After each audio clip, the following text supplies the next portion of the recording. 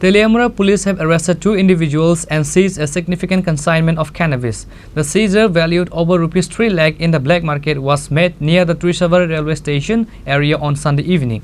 The Teliamura Police produced the arrested duo before the court on Monday.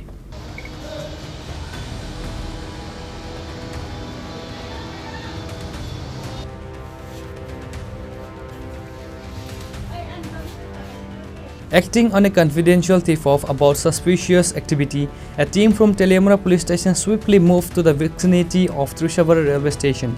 They identified and detained 2 individuals who were carrying bags. A search of the bags led to the recovery of 17 kilograms and 900 grams of cannabis. The estimated market value of the seized contraband is reportedly over rupees 3 lakh. The arrested individuals have been identified as Santosh Debarma and Shamal Debarma.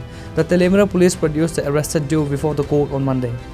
আজকে আমরা বিকালবেলা সন্ধ্যার দিকে একটা খবর পাই বা গোপন সূত্রে একটা খবর পাই যে কিছু লোক কালো ব্যাগ লইয়া ত্রিশাবাড়ি টাই জংশনের দিকে ঘোরাঘুরি করতেছে।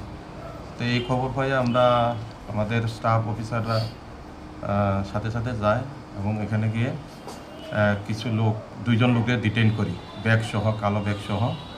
ওরা এই ব্যাগ চেক করে বা তল্লাশি করে আমরা ব্যাগের মধ্যে গাঁজা নেশা জাতীয় আমরা উদ্ধার করি এবং পরবর্তী সময়ে এগুলি আমরা মাপি সিজ করি।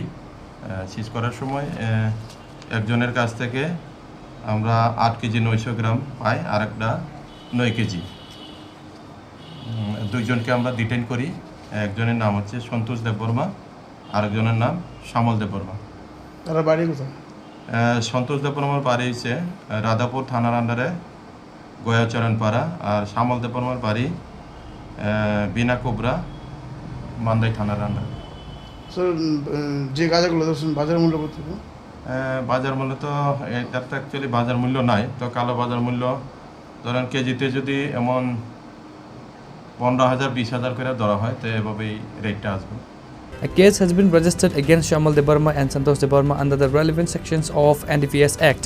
Police have confirmed that legal proceedings are underway. Reported by Hiranmoy from Teliamura, Chini, Khorang.